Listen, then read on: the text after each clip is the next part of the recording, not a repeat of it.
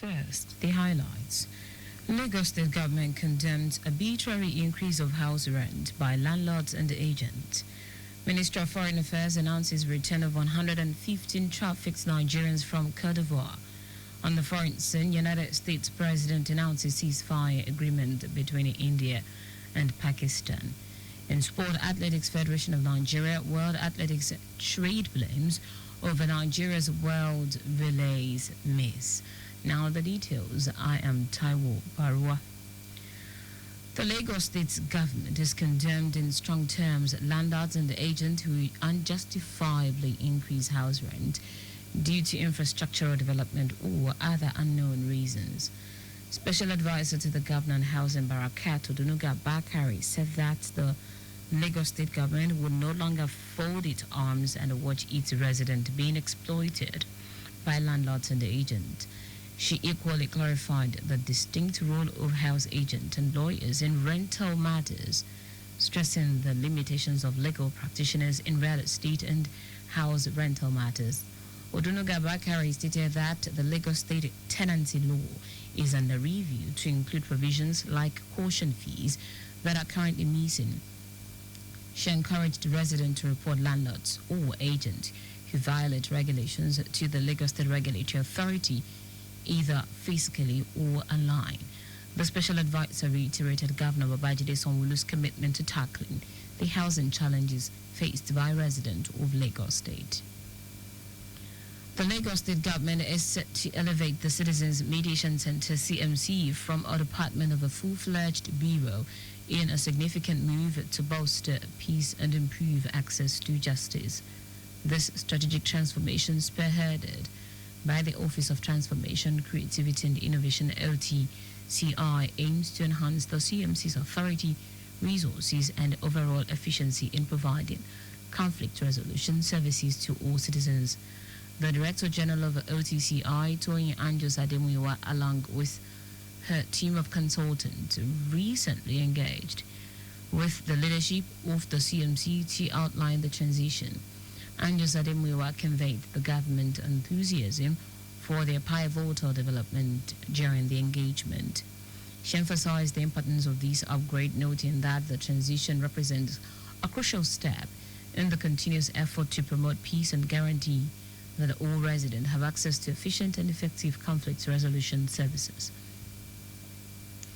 The General Manager of Lagos State Office of Disability Affairs, Lasoda Adenike Oyetunde Lawal, has paid an official visit to the Lagos State Physical Planning Permit Authority, LASPA, headquarters in Ikeja, to facilitate strategic discussions on how policies related to accessibility can be implemented successfully and to ensure that they are translated into practical knowledge on ground. According to Yetunde Lawal, the collaboration with LASPA is underscored by the need to ensure disability inclusion in new development and infrastructure, especially designed and built with accessibility in mind to enhance their quality of life, while promoting equitable access to services and facilities for all residents.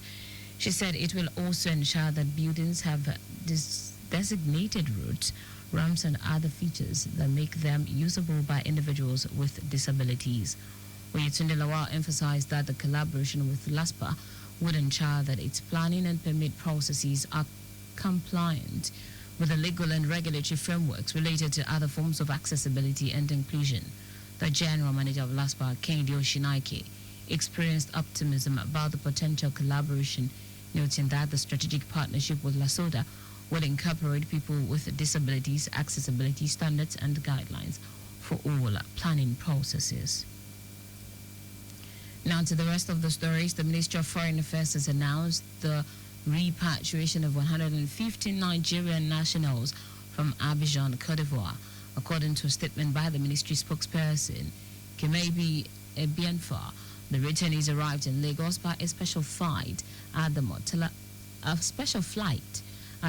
Mohammed International Airport.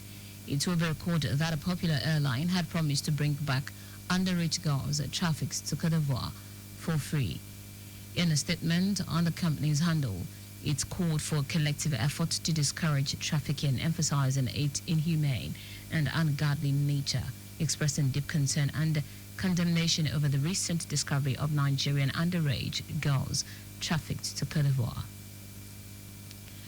The Nigeria Customs Service (NCS) is aiming to strengthen its collaboration with the Office of the Accountant General of the Federation to boost national revenue further and enhance the training of 8 officers. This initiative follows a reported significant increase in the service's revenue. Comptroller General of Customs Adewale Adeni received Accountant General of the Federation Shamsuddin Ogunjimi on a courtesy visit to the Customs House in Abuja.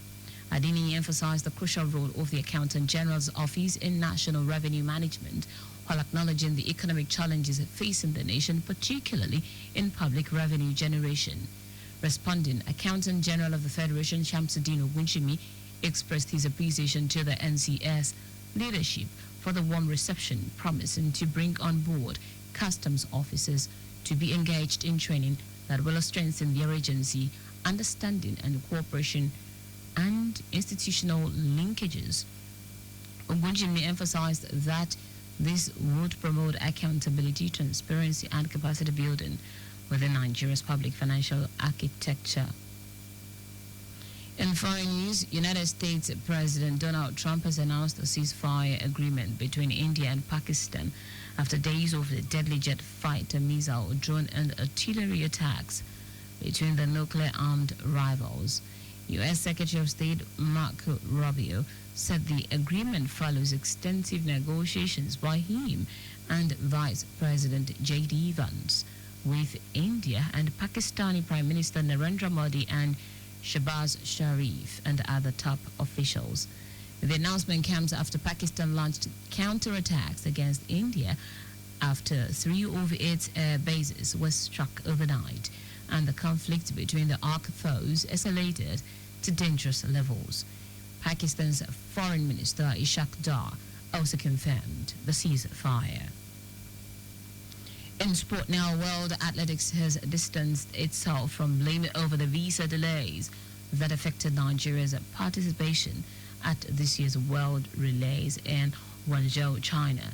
The Athletics Federation of Nigeria, AFN, announced its withdrawal from the event, which will also serve as a qualifier for the World Championship in Tokyo later this year.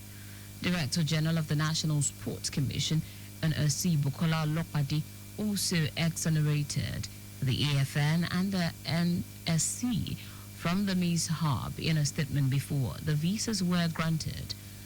As other countries compete in China for 14 of the 16 relay spots in Tokyo, the AFN also pledged to pursue appropriate compensation for financial losses incurred. That's it on the news at 6, but just before we go, maintain adequate distance from the vehicle ahead of you to avoid collision. You can follow us and like all our various social media platforms. X at Traffic Radio 961, Facebook Lagos Traffic Radio 96.1 FM, Instagram Lagos Traffic Radio 961. Subscribe and watch our news and programs live on YouTube at Traffic Radio 961. You can also visit our website www.trafficradio961.ng. Did you know that under the Sanwo-Olu administration, 18,000 teachers were trained under EcoExcel? You can get more details on the Lagos State Government website. To end the news, here are the highlights of the major stories.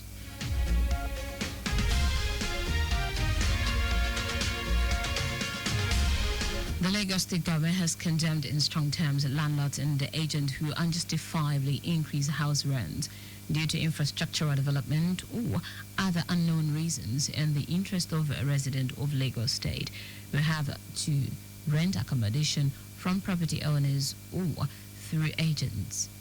The Ministry of Foreign Affairs has announced the repatriation of 115 Nigerian nationals from Abidjan and Cote d'Ivoire. We also told you that United States President Donald Trump has announced a ceasefire agreement between India and Pakistan after days over deadly jet fighter, missile, drone and artillery attacks between the nuclear-armed rivals. Finally, in sport, World Athletics has distanced itself from blame over the visa delays that affected Nigeria's participation at this year's World Relays in Guangzhou, China. For contact with the newsroom, send a message to info@trafficradio961.ng. That ends the news broadcast compiled by Adesua Joyoka. I am Taiwo Baruwa. Thank you for listening. Good evening.